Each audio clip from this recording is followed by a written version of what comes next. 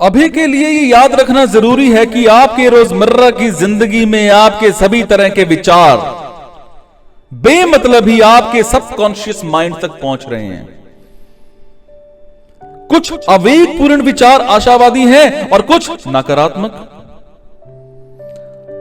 अब आप अपने नकारात्मक आवेगपूर्ण विचारों के बहाव को रोकने की कोशिश करते हैं और अस्वैच्छिक प्रभावों को, अवचेतन मन को, अपने सबकॉन्शियस माइंड को प्रभावित करने से रोकते हैं।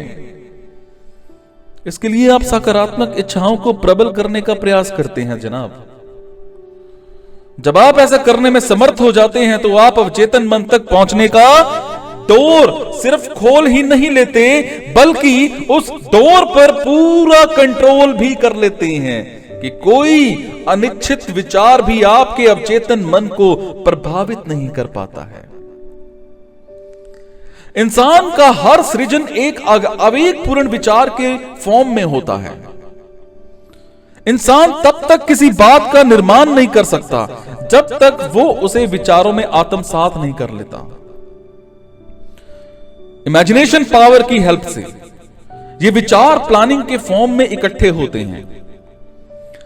जब ये संकल्पना कंट्रोल में होती है तो योजना निर्माण और अपने जो भी आपका गोल है उसके निर्माण में हेल्प करती है, और जो कि इंसान चुने हुए बिजनेस में या व्यवसाय में उसे सफलता दिला सकता है। सभी प्रबल विचार जो सबकॉन्शियस माइंड में स्थापित होते हैं, अगर भौतिक फॉर्म में, भौतिक रूप में चेंज होना चाहते हैं तो उन्हें कल्पना की राह से गुजरना पड़ता है और श्रद्धा में घुल मिल जाना पड़ता है।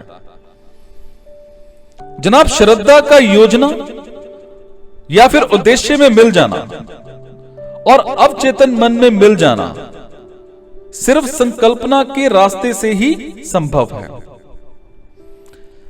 मेरे इन सभी स्टेटमेंट से स्पष्ट है कि अवचेतन मन का जागरूक होकर के यूज करने के लिए सभी सिद्धांतों का लागू होना और उनका आपस में तारतम्य होना बहुत जरूरी है, बहुत जरूरी।